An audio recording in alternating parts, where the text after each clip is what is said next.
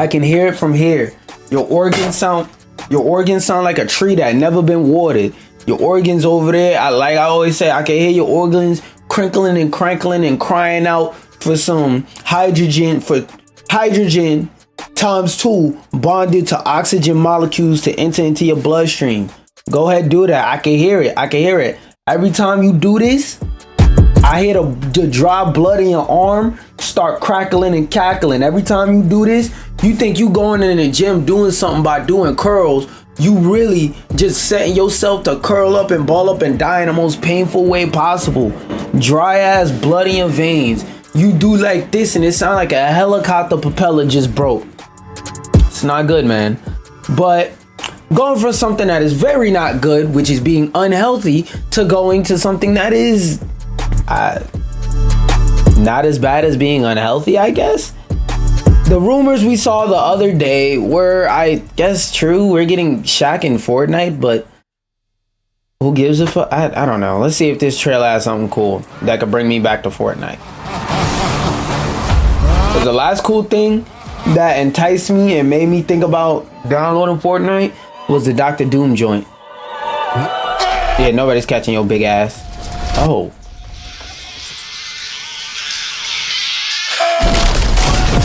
Nigga's about to snort that dust. Yeah, they finna cry. I know I would if somebody knocked down my sculpture. I will cry and then blow their body up. I think this is just supposed to be one of those coolers that's just cool. Is there gonna be like one of the Shaq superhero outfits? Hey, that looks cool. Still not hopping back on this game. What the fuck does he actually offer? I'm out. Okay, yeah, it's a Lego Shaq skin. I mean, that's a cool quality of life feature, kinda. He got some new emotes. I want to know if he's actually gonna be 7 foot tall. Like, is he actually going to be scaled in game properly? Other than that, I really don't give a fuck. Let me also test out Twitch chat. Make sure I can see everything. Refresh. Let me make sure I can actually see this fucking chat. Okay. So I could see them there, but I can't see them everywhere else. That's weird, but whatever. Keeping it in the vein of fork knife news, apparently Fork Knife has an all-woman Fortnite tournament series that'll be played this weekend. Oh, now you showed a fucking live message, bitch. The Milk has a new tournament series for only female Fortnite gamers. So if you're a Fortnite gamer and you are female, you were born, wait, hold up, that's kind of fucked up. If you're a female, because I was about to make a joke, but then I realized like joke kind of doesn't apply to anybody, so it wouldn't make sense. But if you're a female, they have a cup especially for you this weekend in Los Angeles at Comic-Con, featuring North America's most BBW women in esports and the largest esports pool prize to date, 25. The 100,000, which didn't they give out a $1 million prize a while ago? Well, it says specifically women's, and that went to a dude, and that was like mixed gender tournament. But the thing about this that's interesting, and the reason why I think these niggas made sure they turned off comments, is look, it was like 5 because when I saw this, the post was like 2 minutes old, and there's only like 5 comments, and actually it was some more people under here that they deleted, but out of the few that they have under here, oh no, they deleted them. Oh, this is one of the ones where it was like Milk Cup is a wild name. No, he's here for it. But there was a lot more people because this post was up. Because the way I have it set up is on my Twitter, they have this feature called lists, right? And I'm scared to go on my list because I'm scared I'm gonna see some new news I want to talk about. But it'll show me, I have a list saved with 28 publications, and it'll show me the latest the latest gaming news and whatnot. And when I saw it, like you see right here, I was 4 minutes because it's later in the day, it's gonna be larger time. in between when a lot of these publications are making posts, because they mostly get their numbers in the earlier part of the day. But yeah, I saw this post when it was up for like 15 seconds and I commented on it. And because I have Twitter Blue, whenever I make a comment, the comment doesn't just go straight through. Sometimes it takes a second to send, to like give you a chance to go back and edit it and whatnot if you want to. If you made a typo and you just want to reread it, like it's a good feature that I think should be available to everybody. But Elon decided to tank the fucking platform and fire all the money in every way possible. But that's neither here nor there. Point is, yeah, they restricted the comments. Why? Like, I genuinely want to talk to whoever is part of the marketing team for this shit and ask them, like, yo, why out of every name you could have picked on this fucking planet, you call it the milk cup? Like, there's so, like, I'm not gonna lie to you. If I was a female Fortnite player, like esports Fortnite player, I wouldn't go to this tournament, because what the fuck is this name?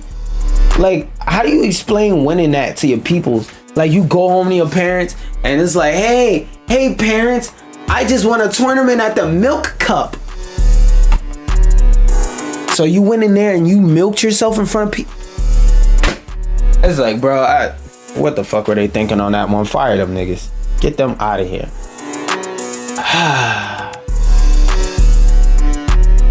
Time to talk about the fucking... You know what's the thing about Horizon Zero Dawn that I don't understand? Like, Sony has a lot of properties, right, that are beloved and that people hold dear to their heart and that people would ride or quite literally die over, right? They have so many series where they could do a bunch of scummy shit and get away with it because those series are so beloved and they would make so much money from it that it would just make sense for them, like, financially, not in terms of the favor of the fans, but it would make sense for them to do it financially, right?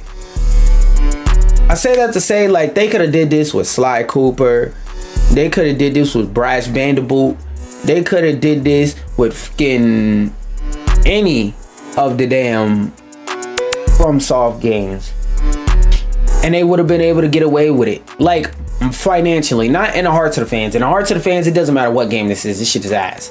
But like the behavior, the business practice, this shit is ass. But in terms of like the mindset, it's like, bro, why the fuck do you have this mindset with Horizon Zero Dawn? Horizon Zero Dawn is a fucking 5-6-year-old game that nobody gives a fuck about. If you didn't re-release this game, nobody would be talking about this game right now. This game is not a certified banger. This game is not a certified classic. And like, I'm gonna admit, I'm a bit biased because I didn't play the game because the game didn't look interesting to me. But let me also add this. Everybody I know who plays the game says, yeah, it's a decent game, but it's nothing special. And both of the Horizon Zero games are fucking 6 out of 10s. They're critically panned. I mean, well, not critically panned. They're critically mid. Like, all the reviewers and whatnot call it mid. So I'm a believer in, if a lot of separate people who have nothing to do with each other say the same thing, they either all have the same misconception or they're right and you're the fucking naive idiot. So either, quite literally, everybody I know thinks that's played this game thinks this game is mid, or this game is mid. One out the two. Point is, what the fuck makes you think you could do this, Sony? Like whenever I see stuff like this, or even stuff like yesterday when HBO Max took down like Regular Show and Steven Universe, some of their biggest shows to date, some of them, Regular Show for example, even getting re-revivals. And yo, I just realized Gumball's supposed to be getting a revival too and come back, and they still took it down anyway. Point is, when I see stuff like this, like, I really want to know what the fuck is the motivation. This article I may give a read. Let's look at the key takeaways. Sony has, I thought they just took it off a sale. They delisted it. So if you're playing Horizon Zero Dawn, if you don't want to play it on PlayStation, let's say wait, no, not that one. Sailor Muse. So now if you want to play this game on PC, and let's say you're like me, you don't have the fuck is this a song? No. I know exactly what to look. Hold on 1 second. Okay, there we go. I'm gonna just put this song. Like I said, this song is completely unrelated to what I'm talking about in every way, shape, or form. I'm just randomly playing this song because I just feel like it. I'm just in a vibe for pirate music for this next talking point that I'm about to make. If you, let's say you're like me, you don't like using Steam under any circumstances, and every chance you get, you will do your best to avoid using Steam. Let's say that profile of a person, that profile of a character fits you. There is now one alternative way to play that game. Now, I'm not going to get into detail. I'm not going to specify what that alternative way is, but I'm a big believer in, if you offer a service and your service fucking sucks, or if you offer a service that inconveniences me more than it conveniences me, and I can get it another way for equal or lesser price, for an equal or lesser prices for equal or more quality, I'm gonna go that route. I'm gonna put it like this. Would you rather go to the store and buy a bag of chips for $1, or would you rather go to the candy lady and buy that same bag of chips for 25 cents? Or maybe you got a or something like that, or maybe it's a community space near you that gives out that same bag of chips that you would have to pay $1 for free. And the law and the practice of being a good consumer would say it's the same freaking bag of chips. I just have to pay $1 at this place, and I don't have to pay anything at this place. But that specific example may be a little bit loose and maybe a little bit vague.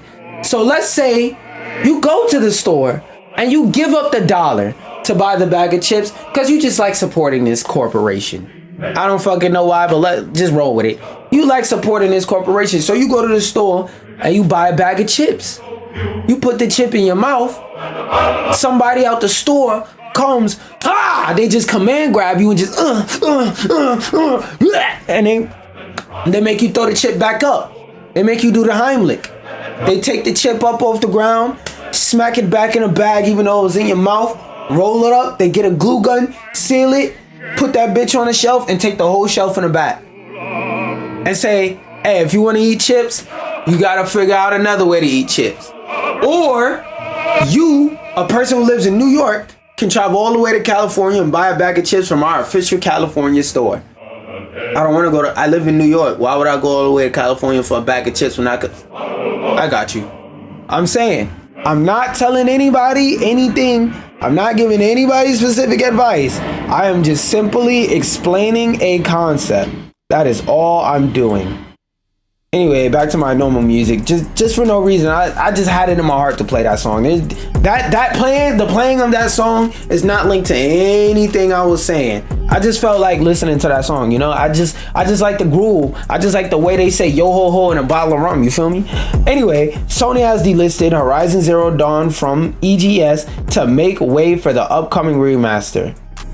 Now, this is a shitty move because what they should do because Sony right now, they are doing thing after thing that is making gamers mad. So not only is your shitty network went down again recently, like it always does. Like the one thing about being playing on Xbox is, you know, the online is gonna stay up. Well, even though they had a shortage the day after, which was yesterday or today, no, yesterday, still It is rare that Xbox Live goes down. PSN, bro, there are 3 things guaranteed in life: war, taxes, and me fucking your bitch. And another thing that also happens very often is PSN going down. I can't get through that shit with a straight face. Yeah. But yeah, every fucking year PSN goes down. Every year, several times a year, PSN goes down or becomes inaccessible. It's a shitty service at this point. As many times as this went down, especially during like major times where you need to have it up. And then on top of that, using PSN is legitimately a security risk. Like, the reason why, for example, if you saw those articles a couple days ago that I was reading about why when PlayStation put God of War Ragnarok, it was either Ragnarok or 2018, doesn't fucking matter. When they put God of War on PC, they put it on Steam, they had a PSN requirement, but people who play on PC, I don't want to sign in a PlayStation. If I play on PC, I don't want to sign into my PlayStation account to play on my PC. That's adding an extra step for no reason other than which I figured out, because before I was like, I couldn't figure out why. Like, how does this benefit you? They want to boost their PSN number so bad, they're essentially region locking their content. They're taking the hit on region locking their content because that's the reason why people hate. That's another reason why people hate using PSN on PC. If you live in certain countries, you straight up just can't use PSN or PlayStation content, versus if you're on PC, you could just go on Steam and buy the game. Because, like, for example, if you live in China, I don't think you can access PlayStation. I could be wrong in that, but let's use that as an example. Even if I'm wrong, you get the point.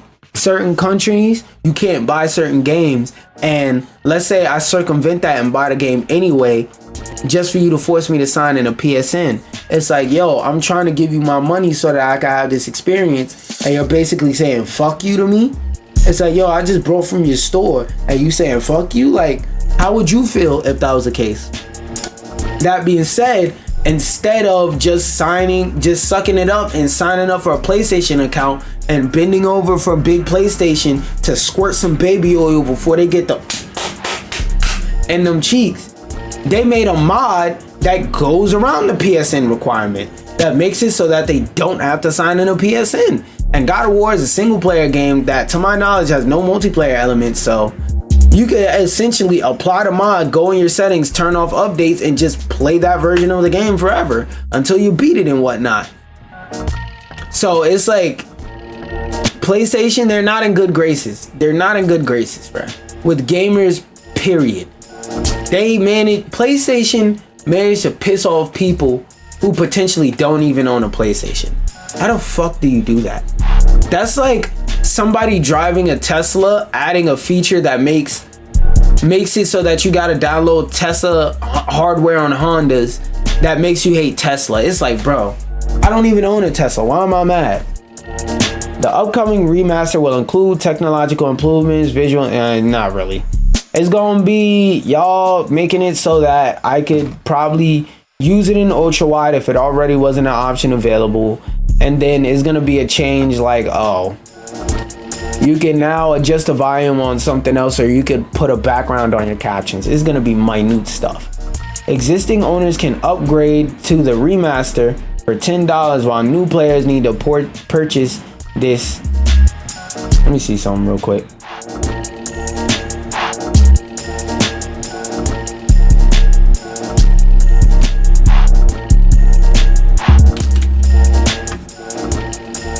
(17 to 18, 19, 20, 21, 22, 23, 24). So they want you to pay $50 for a game that came out 60 years ago. I mean 60. They want you to play $50 for a game that came out 6 years ago at $60, when a couple months ago the game was $20 on PlayStation, which means it was even cheaper on EGS. and like Epic. Think about that. And they said, and this is the scummy part. Existing owners can upgrade to the remaster for $9.99. Let's say that I'm broke, or let's say that somebody gifted me this game, right? They gifted me the game. I already got it. You're going to delist the game and charge me $10 to play a game I already fucking have in my library? This game is already purchased, and you just decide to take it away and oh wait, I'm not on TikTok. You decide to take away and go, yeah, that game that was legally purchased and given to you, or even worse, that game that you legally purchased, yeah, you want to play it, right? Oh, you don't? Fuck it, $10 to play it if you ever do want to play it. It's like, bro, Nintendo, why are you holding the knocks to our head doing this? Well, not our, because I don't own that fucking game. But just as a gamer, it's like, yo, why are you holding a gun to our head and doing this? It's like, because like when it comes to business, a business practice, nobody cares if a business practice is unethical if it doesn't benefit them and it doesn't make the company money. If it doesn't do those two things, it's up for debate if it's considered unethical, right? This is a business practice that you lose out more than what you gain, because nobody's a hardcore diehard Horizon Zero fan. Like, get the fuck out of here. Nobody's sitting at their desk saying, top 5 games of all time, Horizon Zero Dawn, Horizon Zero Dawn, Horizon Zero Dawn, Horizon Zero Dawn, Horizon Zero Dawn, honorary mentions, Horizon Zero Dawn. Nobody's saying that, bro. I really don't understand how much money they really think they're gonna make from this shit. Because the average person who plays video games is not trying to buy Horizon Zero Dawn and play that. I'm not sorry. They're just not. They're playing Overcooked. They're playing Astrobot. If they're a hardcore gamer, they either played Horizon Zero Dawn already and don't give a fuck, or they're not gonna play it, and they're playing something like a Space Marines. They're playing Shadow of the Erd Tree, making their way through that downloadable content expansion to a piece of shit. It's like, bro, what the fuck makes you, like, I really want to know what makes Sony comfortable enough to do just random shit like this, because I really don't get it. Because no corporation does things of that nature without the either guarantee or the foresight to believe that there's some profit to be had. But it's like, yo, I don't see where the profit is coming in. And like, because I understand a lot of the time when I talk, just the way that I talk and the habits I've developed, a lot of the time when I say things, I sound authoritative. So like, I realize and notice that some people genuinely don't know the difference between when I'm trying to learn and when I'm trying to ask a question, unless I sit here and literally say out my mouth, I don't know shit, I'm trying to learn. So like, maybe it's something I'm missing. Maybe I'm the fucking idiot in this situation. What do you gain? You're giving up the whole world for what reason? This I kind of wanted to highlight over and skim over, because I know y'all funky ass Fortnite minded lizard brained ass niggas have the attention span of a fucking frog, and y'all don't play real games like Smash. Anyway, Smash Bros. Creator Masahiro Sakurai, aka Daddy Sax, is ending his acclaimed game design YouTube series this month with one special finale, quotes, to follow. Thing about this is it's kind of sad, because like genuinely, and this is like the Daddy Sax jokes aside, the dick riding aside, genuinely, this man is one of the better game developers in the industry. Because like, why, sir? Hey, that I don't figure what I was saying. 1 second. That all right.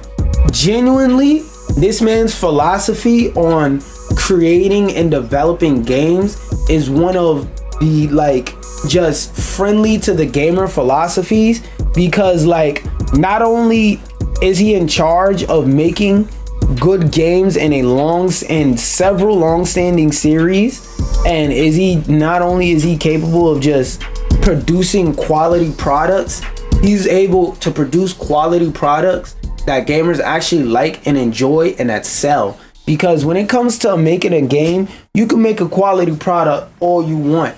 if you make a quality product that no fucking body buys, it's arguable that you didn't make a quality product, because the first job of a product is to fucking sell. So if you make a product that doesn't sell, you see where I'm going with it? You see where I'm getting at? Let me do something real quick. But like, genuinely, he's one of the better game developers in the industry, and it's sad to see him, like, I don't want to say go on the decline, because that has kind of a negative connotation to it, but like in a positive way, he's going on a decline, because like those things I be saying about developers sleeping under their desks, they don't be wanting to do it, because they be more or less forced to do it by the fact they got a family to feed.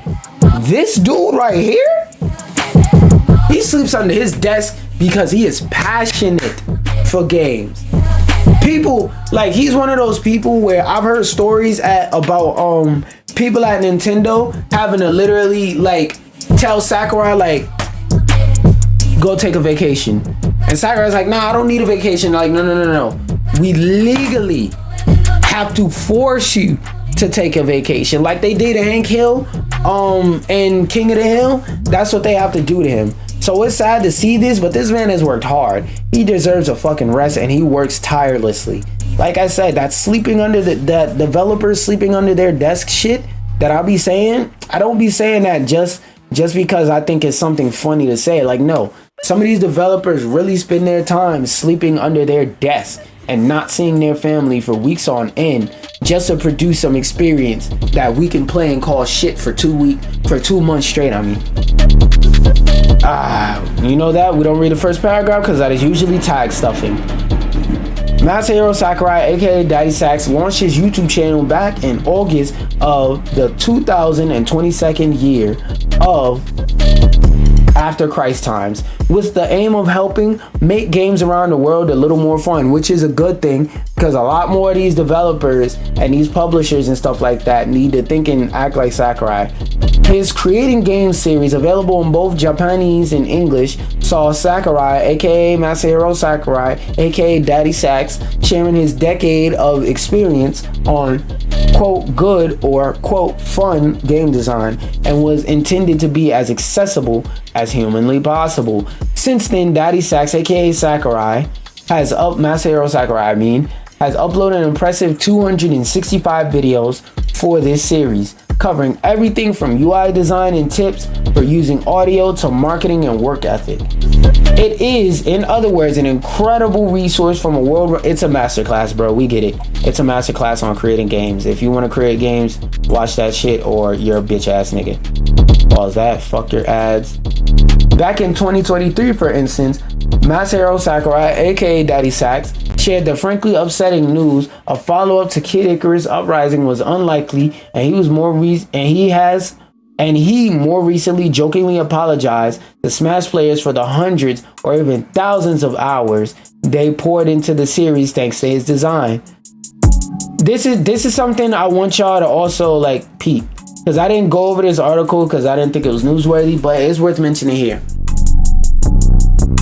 A lot of these companies right now are trying to make live service games and whatnot that encourage you to play their game for hours and hours and hours on end, undyingly. You know why people play Smash? You know why people play Fortnite, even though because Fortnite is popular and all the kids play it, a lot of gamers like to take aim and shoot at it. But you know what really like makes people want to play games of that nature? Fun. They have something added to them called fun. You can play those games by yourself and have fun. You can play those games with other people and have fun. You can play those games socially and have fun. You can play those games anti-socially and still have a good experience. The game is designed with your experience in mind first. How convenient is this game? How accessible is it for new players? How fun is it? Is it hard for players to navigate the menus in this game? The monetization of the game.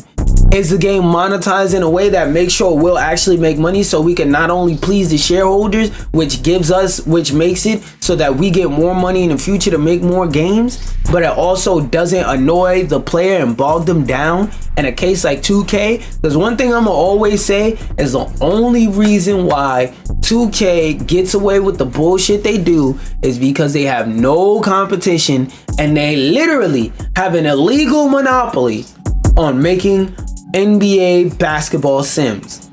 I really think the FTC needs to investigate that shit. There's a lot of games that FTC needs to investigate, and to me that's number one on the list, because the shit 2K has been doing has been fucking crazy for years, especially with that Ronnie 2K nigga and the way he be lying. Because like recently I watched a content creator named the Black Hokage. He made a documentary on it, and it's like every time they promise a quality of life feature that would make life easier and that would take away from them being able to nickel and dime the player, it gets removed. Like niggas in 2020 was told they would be able to respect their player and they wouldn't have to pay to make more than one build. They could just respec. It's 2024, you still can't fucking respec. But that specific part isn't the point. My point in bringing all that up is the way you make a game that people want to play is you make something that keeps their experience in mind, that they find fun. A lot of these fucking games ain't fun. Y'all need to take a few pages out of his book. That's why people have thousands of hours on Smash to like bring it back in a loop, because the game is fun. You don't accidentally get 1,000 hours on a game that's fun. And I would bring my Switch in here, but I'm too lazy. I put it in the living room so my pops can play the Walking Dead, because he never played season 3. I mean, he never played season 4. He played season 1, he played season 2, he played New Frontier, but he never played season 3. So yeah, I have over 2,000 hours on Smash, and I brought Smash in 2019. So for most of the game's life cycle, I had that damn game and I was on that game and playing it actively. And even now, even though I play it less, I still every once in a while, like once or twice a month, I'll hop in it, hop on the line, torture myself for like an hour or so, then get the fuck off the game. So it's like you don't accidentally rack up thousands of hours on a game you fucking hate. A lot of these companies wish they could have something like that. You know how you have shit like that? Let the game developers develop the game without you holding a gun to their head saying, now make it a Fortnite. Not every game needs to be live service.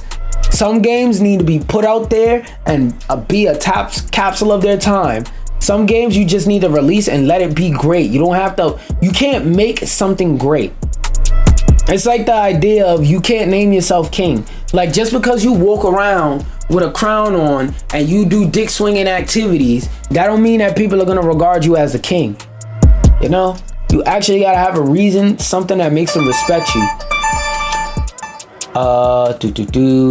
But all good things must come to an end. Tell that to these fucking companies. And following advanced warnings of creating games impending demise earlier this year, Masahiro Sakurai, aka Daddy Sax, has now confirmed the series is expected to end on the 15th of October. Of course, all existing videos will remain available, and Sakurai, aka Masahiro Sakurai, aka Daddy Sax, has teased a special finale episode to come afterward with more details to be shared in the future. As to what's next for Sakurai hasn't been explicitly said. However, comments made by the designer last year suggest, okay, that's tag stuffing. Yeah, we know he's gonna work on the next Smash, if there's a next Smash. Oh, if there's a next Smash. Yeah, I pretty much got all my ideas and stuff like that off during this article. Let me ship on this water. Let me take a shot of water real quick.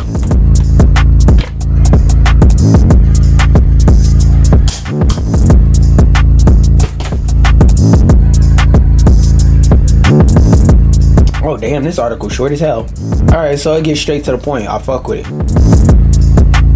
Now, this is a smaller publication I never fucking heard of, so take some of what you see with a grain of salt, because I don't know their track record, I don't know their reputability, and when I accidentally clicked on that dumbass nigga Smash JT's website and saw that fuck shit, I don't know. So I always look at the headlines of these articles, and I think about, is there something interesting I could talk about with this? If the answer is yes, I put it on, and I read it here with y'all. Excuse me. Microsoft wants to know why developers choose the PlayStation 5th edition over the Xbox. You know what's crazy?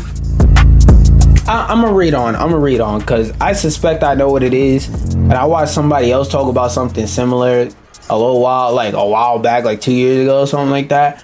But I suspect, I have a feeling I know what this article is going to be, but I don't want to say it too early. And hey, over there, no, over there, because you already got this leaning. Look at that, over there. It's so much better over there. Please, bro, please. Yes, there. Yeah, good boy. Good boy. All right, but I got thrown off track. Microsoft Penis is keen to hear from developers who are opting to release their games on the PlayStation 5th edition, but not the Xbox Series X/S. The company is overhauling the Xbox research division. What the fuck is their job? Which was originally focused on player experiences. Now it wants to talk to the people behind the games and address pain points. I feel like I know what one of the major pain points is. It's probably the fucking developing games for it. Over the last year or so, an increasing amount of developers have become vocal about the challenges that the Xbox Series S development poses. Well, let's see if I could get some bullet points out of this. Ex-PlayStation boss right about the Series S once famously said that reduced spec consoles like Xbox Series S aren't a good idea, and if ongoing optimization headaches are any indication, he was right. Come to think of it, Ryan, who often criticized for his takes, was right about a lot of things, including Game Pass, but I digress. Hey, what this nigga said about Game Pass? I'm going into a rabbit hole real quick. Sony was right about being unsustainable. No. Xbox Game Pass is very sustainable. It's actually a great idea that's pushing forward gaming and gaming media. It's still in its infancy stage, and like I said when I had a podcast a long time ago, when Google Stadia, the same fucking thing came out, I was like, this thing is in its infant stages, so it's gonna suck ass for a very long time, and it still kinda isn't that good, but I know a lot of people that champion it and that love the fuck out of it. I just realized something. Do I even have my filter on? This whole time I did not have my filter on. And Microsoft mandates simultaneously game launches on both X and its inferior counterpart, the S. Much to the... What does that mean? Sharingan? What? Shargan. How you pronounce that? Chagrin. Oh, chagrin. Distress, embarrassment at failure, at having failed or being humiliated. Oh, so humiliation, kinda. Much to the humiliation of, wait, I should move that completely. Much to the humiliation of a lot of developers who have openly talked about the nuisance that this creates. Basically, what they're saying, because this is what happened in a PlayStation 3 generation, but in the opposite direction. So for those of you who don't know, long story short, it was really, really hard to develop for the PlayStation 3 because like the components in the PlayStation 3 reacted really weirdly to coding. So it was harder for them to port over their games. Cause usually back over there, sir. You ain't slick. Nope. Over there. All that bed over there, go over there. Go over there. Thank you. Good boy. That the PlayStation 3rd edition was a nuisance to develop for because like you had to like go out of your way and do a lot of annoying extra shit that you wouldn't have to deal with if you just made your game on a 360 and let people buy it on a 360. I had more to say, but I forgot. But yeah, basically PlayStation 3's hardware was too difficult to develop for because it was too advanced for the common technology in gaming that they had at the time. It was too advanced and different.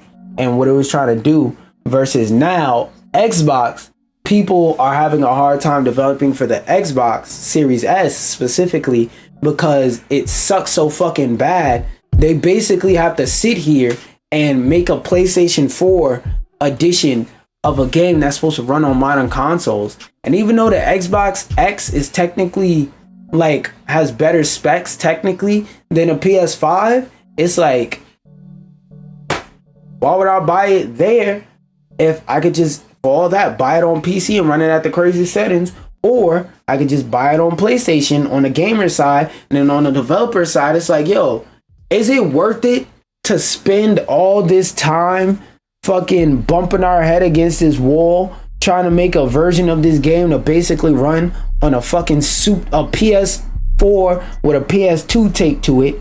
Or does it make more sense to make this game only on the console that has a larger install base, put it on PC, which technically has an infinite install base because there are infinitely more people who play games on PC than any other platform? Because keep in mind, there are a lot of countries on this earth where you can't get a hold of a PlayStation, but you'll always be able to get a hold of PC parts or even just a pre-built PC. So in places in the world where you can't get a console, you can't get a PlayStation, you can't get an Xbox, you can't get a Switch, guess what?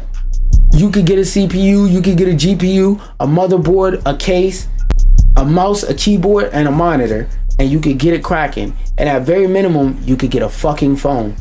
So it's like the worst platform to develop for is a console that doesn't even have a significant install base compared to the other side of the spectrum.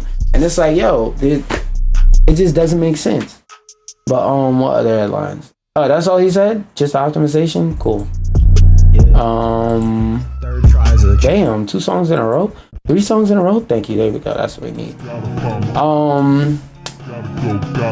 There was also at least 2 cases over the last few months alone of developers publicly announcing that they are skipping Xbox because of Microsoft's communication or lack therefore with smaller studios, with game either skipping it entirely or delaying it on a platform. Common misconception is that Sony's paying for it to come exclusively to PlayStation, but conspiracy theories only go so. You started a sentence with "but," weird ass nigga. You could have just said conspiracy theories only go so far and then continue from there. Why did you also put a comment before "and"? But conspiracy theories only go so far, and perhaps Microsoft sees the damage it's causing. If you aren't on Xbox, we'd love to know why, reads a post on Microsoft's game developer site. And honestly, if you are using our competitors' products, you probably have great perspective we could learn from. What I think they should do is they should have went the route that Sony did. So for those of you who don't know, if I'm not mistaken, wait, hold on, let me look this up before I talk on my ass. U-E-S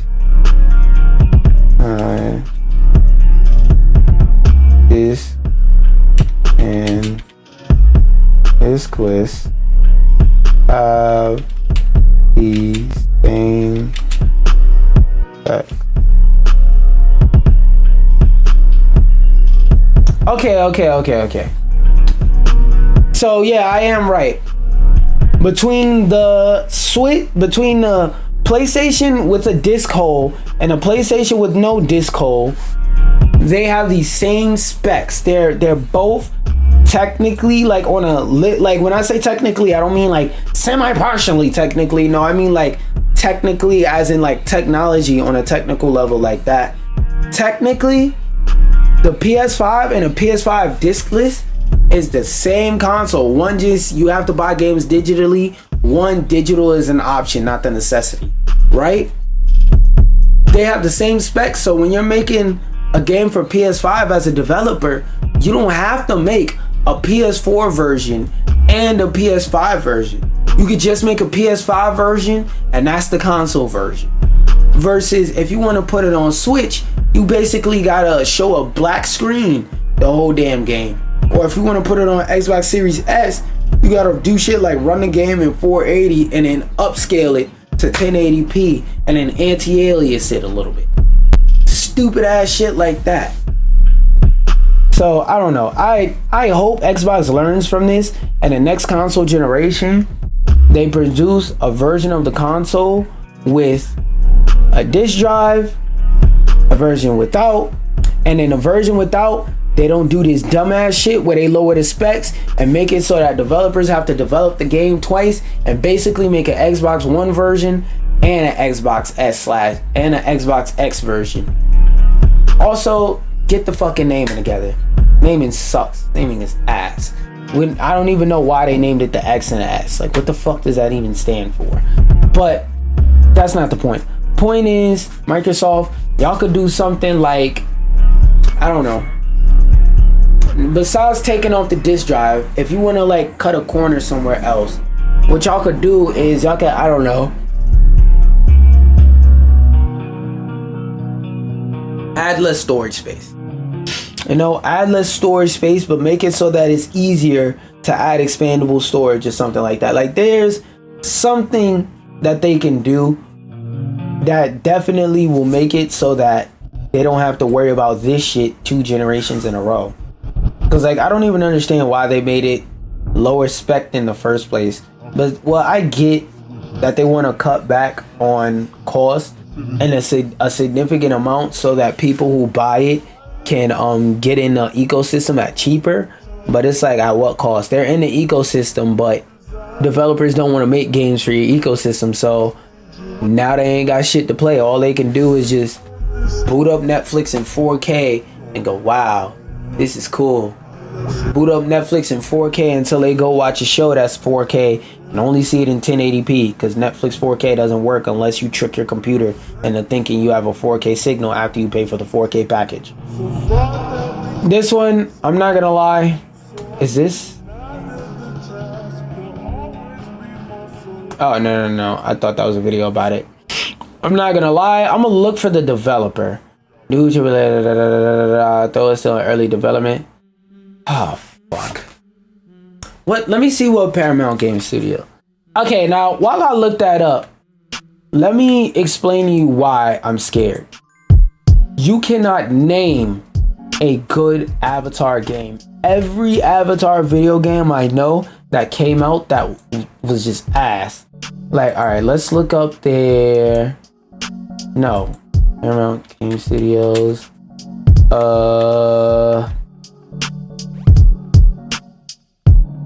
Oh, so it's only just this. But every Avatar game I know is just a whole box of ass, bro.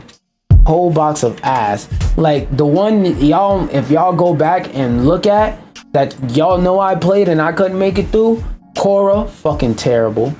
Avatar Last Airbender, terrible. Burning Earth, terrible. Into the Inferno, like all of these games, shit, trash. And these are probably, oh, those are online games. Those don't count.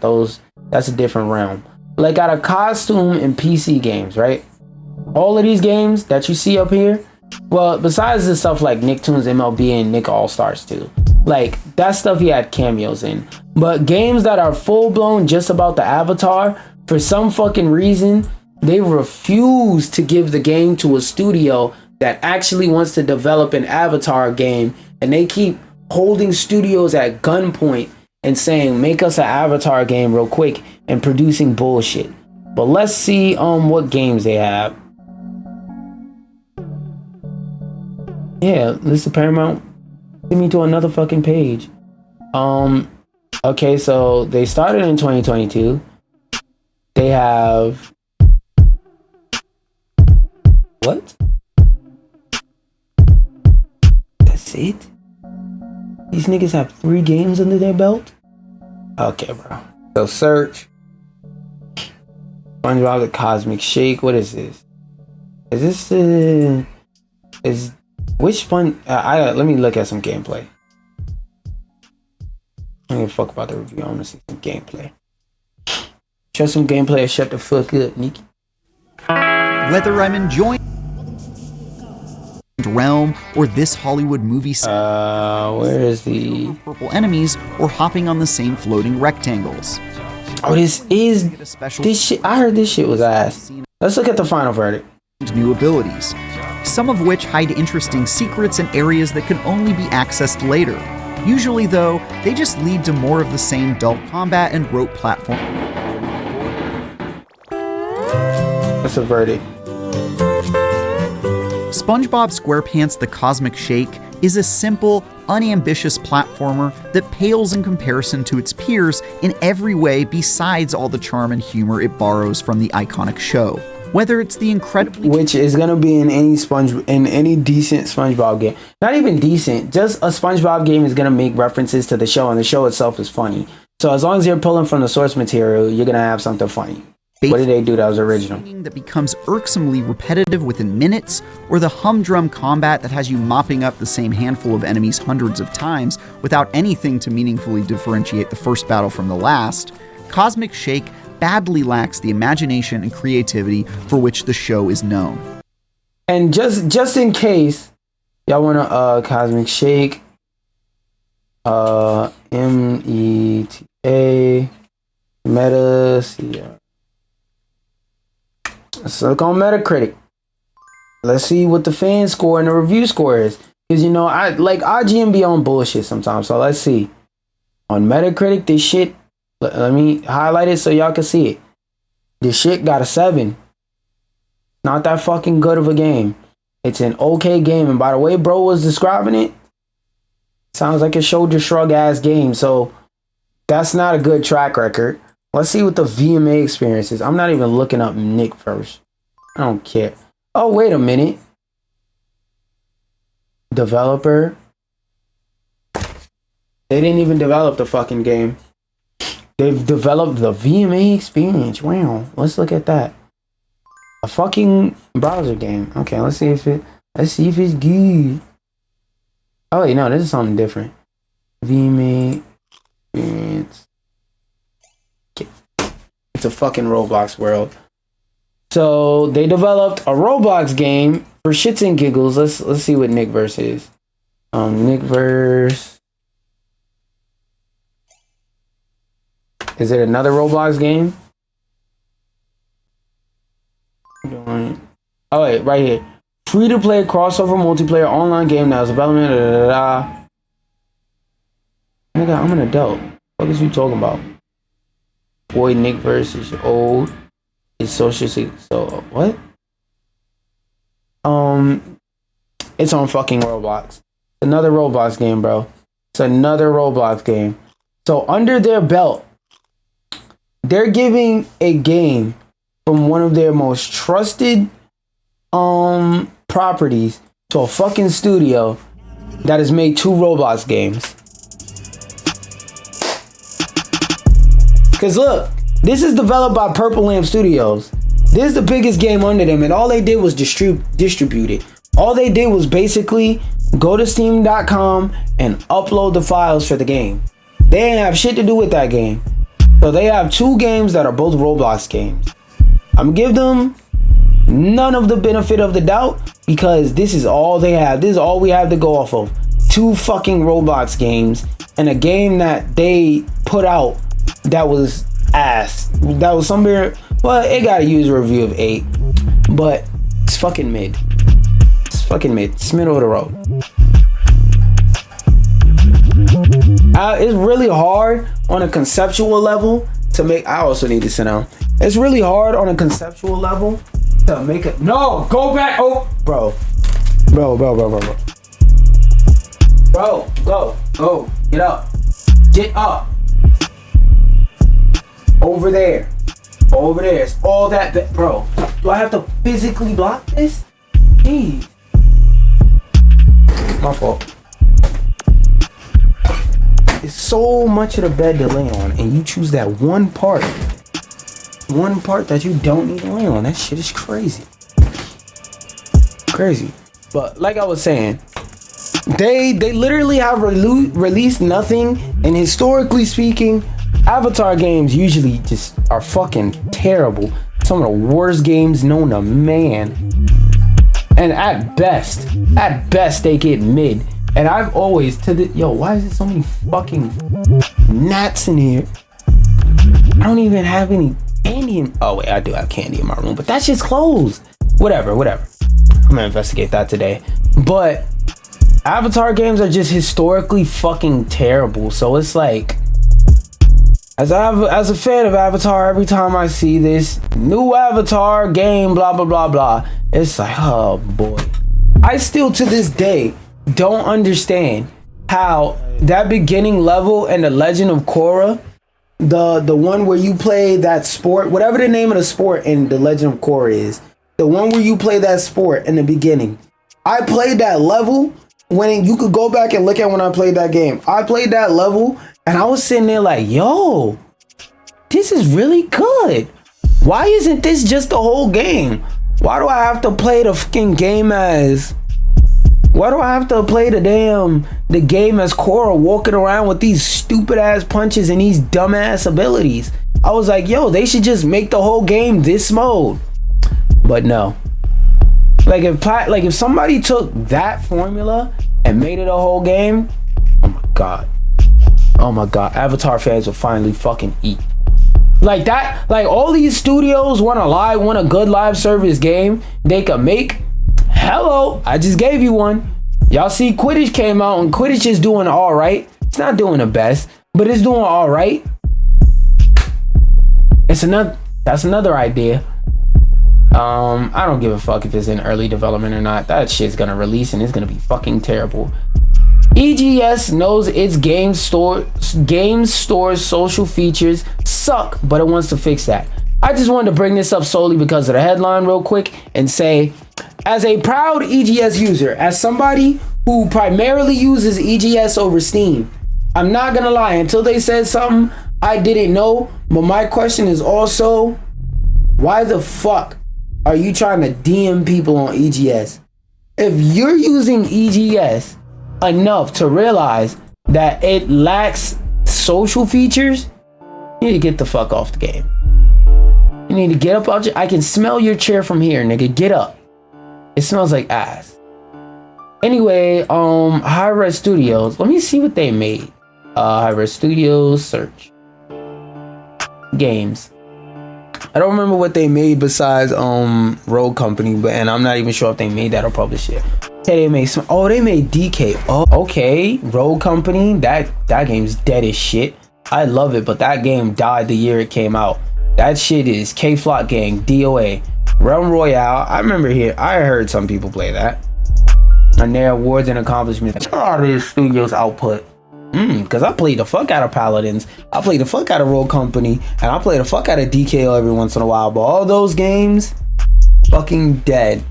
And the gaming community, Paladins isn't that dead. It's very known and very respected. But we ain't playing that shit. The average gamer's not playing no fucking Paladins. Hi-Res Studios conducted undisclosed job cuts across subsidiaries to ensure Smite 2's long-term success. And if I'm not mistaken, Smite is like the biggest IP they hold under their belt. Let me go back and look. I could be wrong, but I think that's what they have. Smite, yeah, that's big, way bigger than DKO. Nobody plays that shit. Paladins, 100 years old. Rogue Company, dead as fuck. Don't even know if the game is still up. Realm Royale. Oh, Realm Royale is pretty big. Is this not on PC? It's a free-to-play BR. No, that shit is dead too. I don't even have to look at the numbers on that. That shit is dead. Okay, so Smite right now is their biggest property. So I could understand them wanting to try and protect their not only time and money investment and trying to make sure that Smite 2 comes out good, but they need Smite. Hi-Res has dropped some very good games, but all of those games are dead currently. So they need a new cash cow. They need more money. And they're saying, look, the best we got under our belt, besides creating a new original IP, is Smite. Let's see what we can do with that. And I want to see what they can do too, because I never got into Smite OG, but the idea of it always looked cool. So fuck it, I might give this a chance. CEO Stuart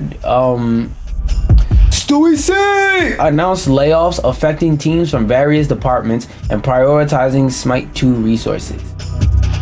What? I mean, I'm gonna go read that section. Focus on Smite 2's development and future longevity prompts layoffs in uncertain industry climate. If you're wait, what? Focus on Smite 2 development. So you're focusing on development and you're firing people when you need more help developing this game? Whatever. Hi-Res Studio joins a list of studios conducting layoffs. Okay. Oh, what's his announcement? Today we're making some difficult but necessary changes. All right. The fact that it started off like that, I'm gonna tell you right now, there's a high statistical chance that this is the way everybody who's laid off found out. Hello? I'm gonna take another shot of water with y'all. Okay, we're gonna take another shot of water with y'all. Oh my god, all this fucking talking. We're gonna read it, we're gonna detect the bullshit. Before I read this shit, I gotta wet my mouth. Today we're making some difficult but necessary changes to ensure Hi-Res's long-term success. Oh yeah, we read that quote, part of the quote. As part of this internal reorganization and reprioritization, we are laying off some team members across Hi-Res. This will disproportionately I don't have to read the rest of this. I told y'all what it was. Before I opened it up, I told y'all this is the way niggas was finding out they were getting fired. Companies do this shit often. They don't tell nobody they're fired. While you're at home, they send you a fucking email saying, "Yep, there's no quote." So he turned off everything. Nobody can do anything to this other than tag it, retweet it, and like it. And he said, where was this will disproportionately impact those in marketing and publishing roles, as well as some from blah blah blah blah blah blah divisions. So basically, if you're a person working at this company and you wake up with a bunch of people saying, "Yo, don't you work in this company?" and one of the divisions he mentioned and one of the roles he mentioned, you gotta wake up to your phone, your hair all messy, your dick still smelly, your breath all stinky, booty butt. You gotta get up, walk over to your damn dresser just to see 100 fucking messages of everybody sending you this exact same tweet. I'd hate to work in tech and like gaming specifically right now, because they firing every fucking body. I don't have to read all this. This is basically a nigga you're fired letter. This, I don't even know why the fuck I brought this up. I really don't. I'm gonna be honest with you. Oh, I wanted to show this joke, but I really wanted to scroll up and show YouTube Shorts will now increase video length to 3 minutes. This to me is crazy, cause like there's a lot of videos that I upload that like it sucks, because I upload a video that's 1 minute and 1 second and YouTube will be like, nah, that's not a short game. And I'll be like, but it is. It's vertical and it's basically a minute. So I mean, for me personally, specifically, this is a good thing, but I really want to see like how this affects the YouTube algorithm, specifically in terms of like monetization. Because for those of y'all who don't know, one of the things that YouTube is struggling with right now is making money in terms of short form content, because short form content is like a category of content that just has negative on top of negative on top of negative on top of negative, right? Not only is shorts content like bad for the user because it fucks with their attention on average. It fries your brain, it fucks with your attention span, it lowers your ability to be patient. But not only that, on top of that, it also is really hard to monetize. So from a user experience side and from a monetary side, in terms of how much the short form content benefit the platform, the answer is usually in the range of not a lot. Why do I say that? I say that, like I said, because it's really hard to monetize. Because just think, when you're on social media, when you're on social medias with For You pages where it's supposed to serve you up good content, most of the time, if you see a commercial or something, your first natural instinct is to scroll. because like your natural program instinct when you're on the short form platform, period, is to just scroll and scroll and scroll. And if you see a video and you don't like it within the first 3 seconds, to scroll. So it's really hard for them to monetize it because you just skip past the ads by accident most of the time. And if you are one of those people like me who maybe you'll scroll past something and if it looks interesting, you'll go scroll back up. It's like, yo, I'm watching this and I'm realizing it's an ad because it has to clearly be labeled as an ad in order for it to be an ad. And I just don't care. Let me see, because the reason why I saved this tweet specifically is because sometimes they'll tweet out the link with no article attached, but article attached now. And I'll be on a bike at the gym collecting these.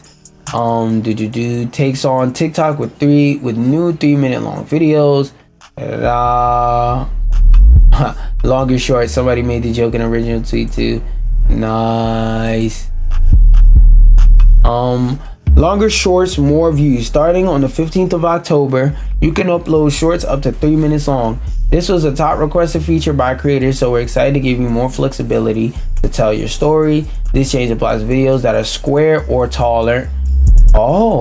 Square or taller in aspect ratio and won't affect any videos you uploaded before October the 15th, and we'll be working to improve recommendations for longer shorts in the coming months. That's not bad. So anything you upload in the future that's longer, you'll be able to push it through basically. Viewers in YouTube quickly, social media with their thoughts. Very exciting. YouTube Shorts is moving from restrictive 60 seconds is not restrictive. A lot of you motherfuckers pointed out that to monetize a video on TikTok, it has to be over a minute long. This meant that when they cross-posted the clip to YouTube Shorts, they had to cut some off, which is true, because even when I cross-uploaded my clips, like I would have to cut stuff off my clip, and I didn't even do it to be monetized. Like I said, most of the time I'll have a video that's just 1 minute and 1 second, and YouTube will be like, it cannot enter here. So I don't know. This seems like an overall net positive. I'm really not sure. I also need to stand back up. We need a more action-packed beat. Oh yeah. Yeah, that's it.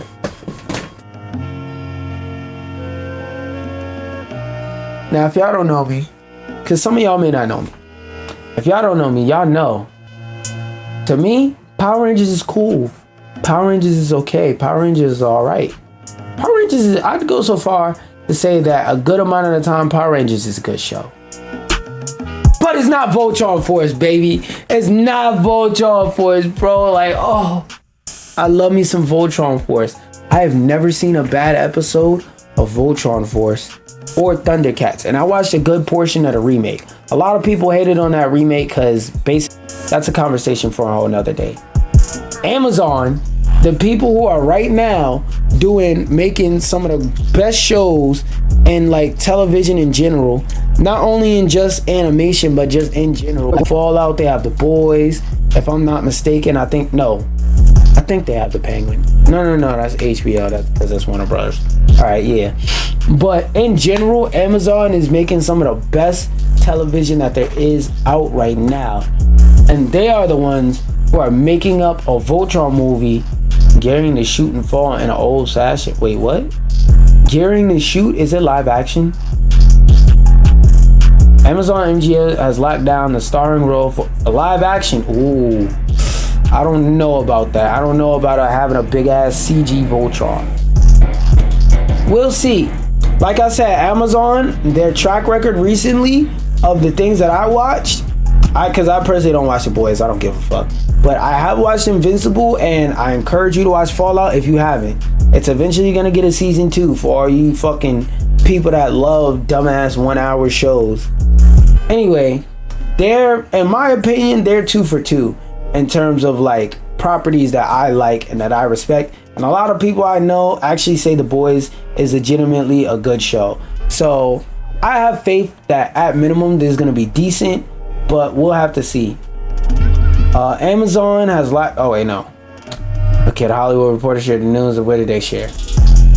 I don't want to see or hear you talk. There we go. Though Quinn Toy. Oh, so they got a new no-name actor. He's appeared. Oh no, he isn't no name. Actually, yeah. Let's see what shows he's on. I don't give a fuck what shows you recommend, because you might recommend a show that I don't give a fuck about. Okay. So they got this random bowl cut. Oh, 2014. That's it. That's all this nigga got. I don't know this actor from A Wall in the Hole or anything. So I'm gonna take it with a grain of salt. Maybe they did some casting and he was just the best fit for the role. Because I love me some Voltron. And it's one Outstar. Oh no, he's also done one episode of something else. It was his stage work that landed the 21-year-old the role. So yeah, so basically they did a casting call and they said, you the one, Brody. He attended, blah, I don't care. This sort of move that studios dared to do back in the day all the time has become rarer and rarer with each passing decade. Yeah, that's because a lot of these studios, they're trying to just go, oh my God, I don't stop playing videos, taking up RAM for no reason. Cut that shit out. Yeah, because a lot of these studios like hiring actors with star power behind their name to make it easier to sell tickets. Because if an original movie with characters in a setting that you have no idea of, that you have like no familiarity with because it's new, and all they're doing is showing you a commercial, it's easier to draw you in if they use the name of a celebrity. That's why, as I seen somewhere in the next paragraph, they mentioned Tom Holland. Like, yeah, I'm gonna get asses in the seat if I mention Tom Holland, but they are right. It is also cool to bring up new stars. New stars in the industry, new giants, new titans. It's like, yes, you can always go get Leonardo DiCaprio, Leonardo da Vinci. I said Da Vinci. You could always go get Leonardo da Vinci. You could always go get Morgan Freeman. You could always get Tom Holland. You could, in voice acting, you could always get a Nolan North. You could always get a Tara Strong. You could always get a Cree Summers, even though they don't want to.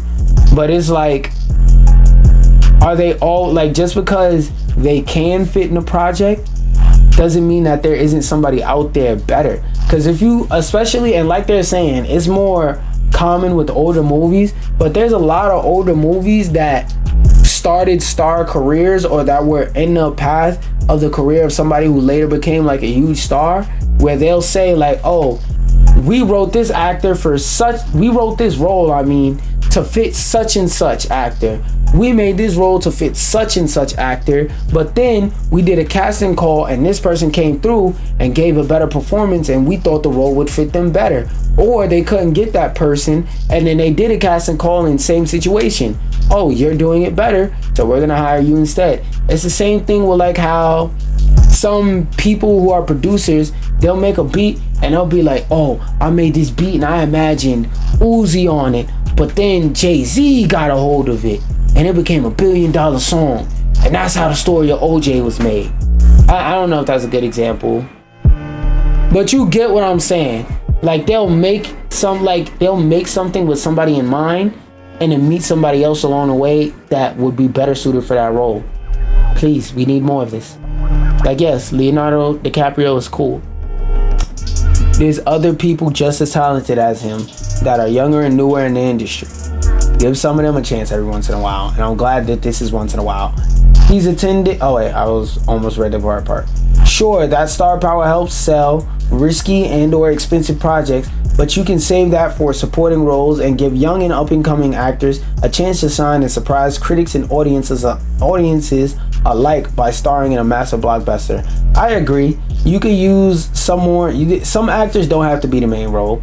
You could put them in a secondary role to make sure you get asses in the seat guaranteed, but you can also use it to push new stars. That is something that is good for the industry, so I commend it. In the director's chair, we find the filmmaker behind Netflix hit. Oh my God, So why would you mention a show that you're gonna proceed to say that nobody has ever fucking seen? What's a show that he's made that people have actually fucking seen? Known for EZA, Red Notice, Dodgeball. Oh, he's the director behind Dodgeball. Okay, so he got some good shit under him. It says known for, but like, is that all he's done? Oh, there we go. Credits, upcoming, whatever, Red Notice, Crime, Skyscraper, Dodgeball, Central Intelligence. We're the Millers. That sounds. Is that the movie with the damn? Oh, I know what movie this is. This is the one with that scene in the on the back of a truck or wherever, where dude was like, "Ew." The Loop, Dodgeball. I think The Loop sounds familiar. I've probably seen it because 2006 through 2007. Is this like an old school comedy movie? Every day, and we still live with people at home who had. Okay, yeah, it's an old school comedy movie. I don't want to play too much because copyright. But yeah, so he's worked on comedy movies a lot from what I see and what I notice out of his shit. Stop playing King Page. Oh my god. Cut this shit off. I need to find a way to block videos on this fucking page. But wait, matter of fact, is this on? It's on. This is also on. I'm not blocking these fucking videos. Wait, click to block large media elements on this site. Yes, reload. Does it block videos now? Yes, it blocks videos. Let's go. Yes, it makes sure they doesn't autoplay. All right, back to reading this and talk about this. In the director's chair. Oh, what I was saying is yo, it's still played. Why? Fuck that, y'all. Fuck that. For now, while we on this website, my camera's gonna be up there. But I was gonna say something about him directing comedy movies, and basically maybe this movie will have a bit of comedy in it. A Voltron project had been in the works for a while. Oh yeah, Voltron project had been in a while. Ooh, it has Gal Gadot? Oh wait, nope. Nope. That's another film. Has been in the works in Amazon for a while. Yes, I do remember hearing about that. But it only picked up steam in 2022, even though Netflix handled Voltron Legacy Defender, the latest animated iteration of the long-running franchise, which I seen a couple episodes of. It was cool. Maybe there's motivation to watch it. I wonder if it's canon to this. Voltron is based on Japanese sci-fi series Beast King Go. Okay, that's tag stuffing. So yeah, this is more or less an announcement, basically that. Hold up. This is more so basically an announcement that it's on the way and it's actually in the works. I fuck with that because, like I said earlier, I fuck with Ultron. I mean, Ultron. Whoa, I don't fuck with him. No, sir. Judge blocks new California law barring distribution of election-related AI deepfakes. YouTube videos, Facebook posts, and X tweets are protected by the First Amendment, judge ruled. Now, I saw this headline and I was like, what the fuck? And I decided, and I thought, you know what? Before I go off on a tangent, before I say some shit that's out of pocket because I don't have context, let me throw this in the notes and read it. One of California's new artificial intelligence laws, which aims to prevent AI deepfakes related to elections from spreading online, has been blocked a month before presidential elections.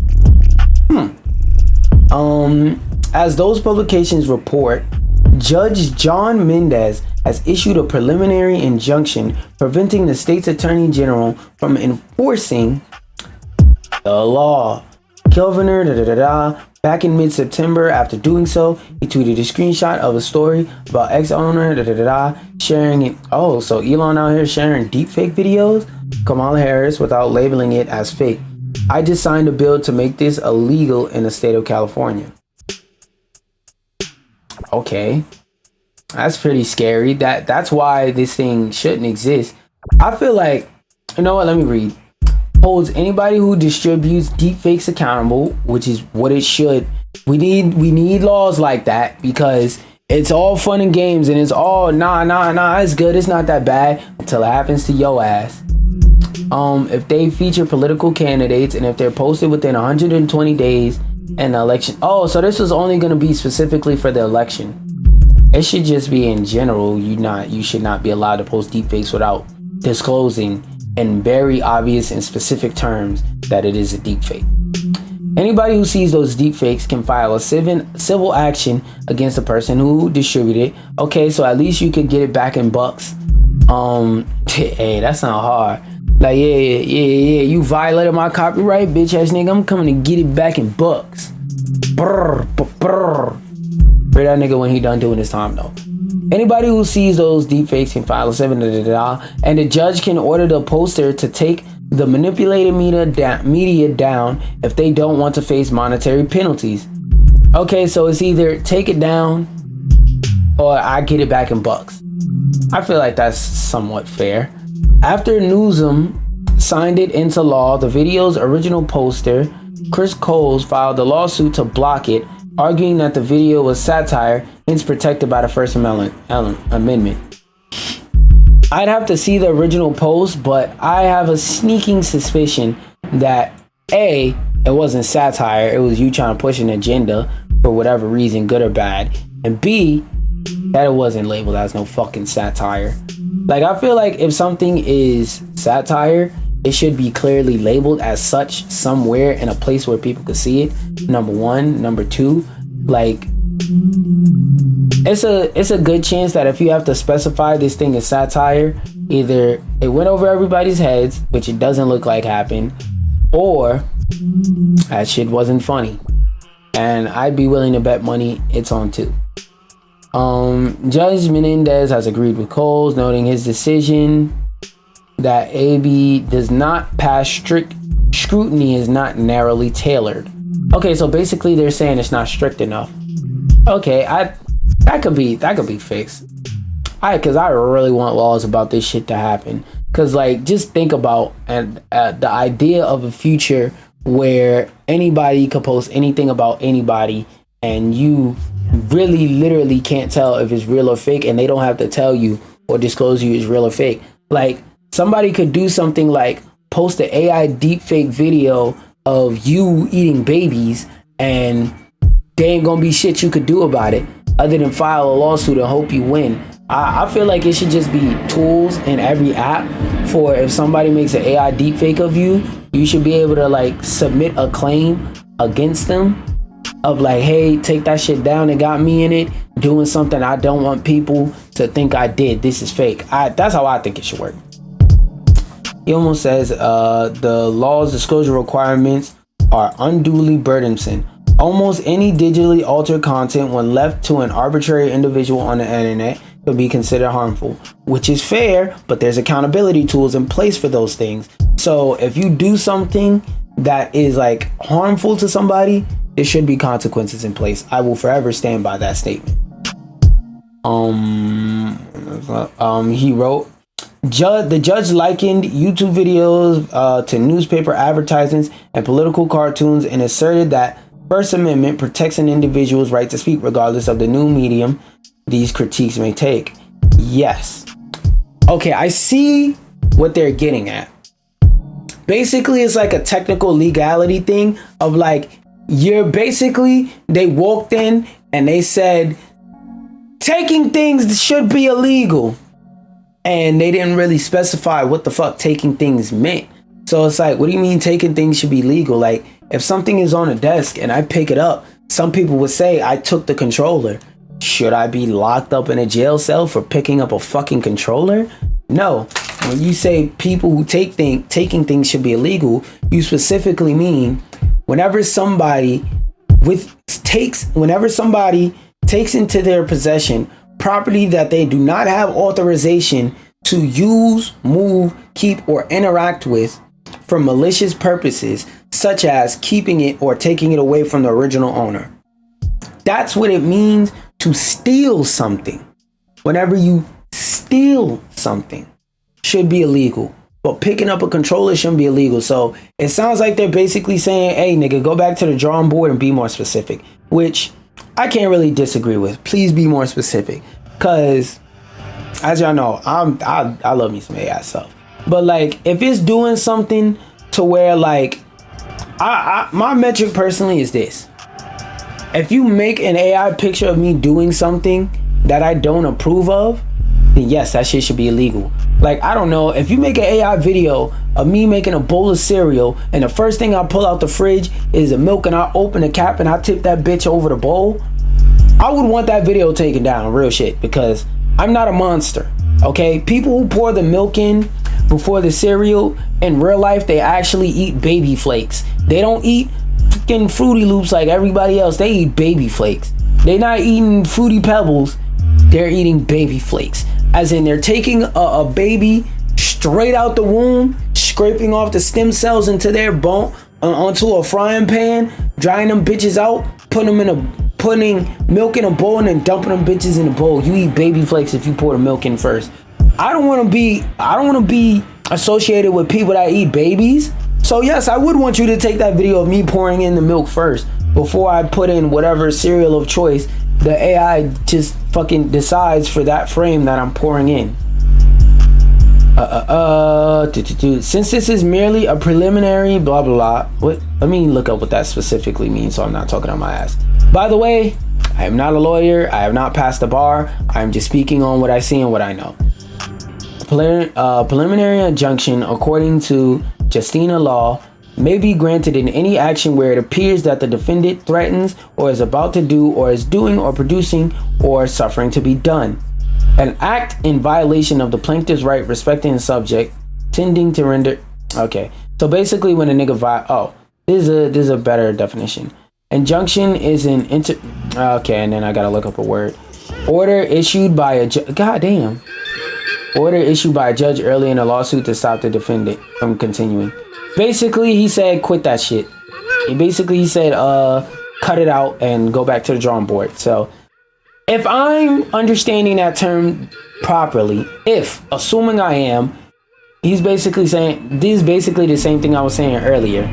He's not saying, fuck this law. He's not saying, no, I'm not passing this shit. He's simply saying, like, hey, bro, you ain't follow the rules specifically enough. You're not specifying what the fuck you're talking about. What you're describing is protected by the First Amendment. The law may be unblocked in the future, though that might not happen in time for this year's presidential election. This seems like a good ass law to have in place because, like I always said, did I press in the button on my mouse? Oh no, I'm clicking in the wrong spot. Oh, I didn't cut it off. I cut it on an eco. Why is the eco button in that spot? Whatever. Anyway, time to delete my articles, turn on my PlayStation, and play the rest of Astro's Playroom. Was it streaming this bad the whole fucking time? Wait. Or did it just dip? Wait, what's the up and down right now? Is dead ass? I will cut this stream off if the up and down is bad.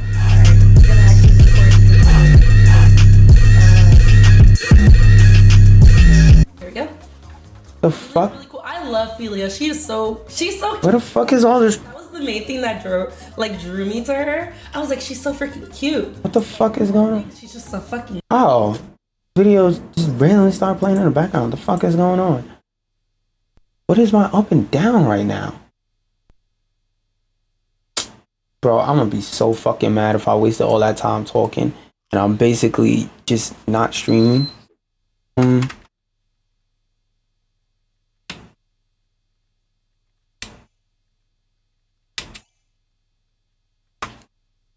The fuck is going on? Okay, download. Fuck the download.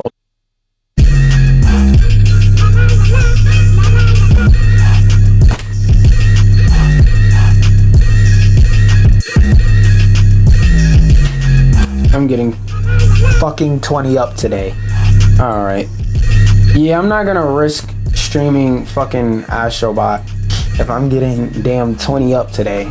We're not doing it. Let's look at the stream first off. The stream is running clean. Nah, I really don't want to risk it. Oh, maybe it just dipped for that moment. Nope. It's dipping back to 1 now. Yeah, I'm not gonna risk it by playing Astrobot today. So I'm gonna hop the fuck out of stream. Yeah, I hope everything else I did today was fucking nice and clean, but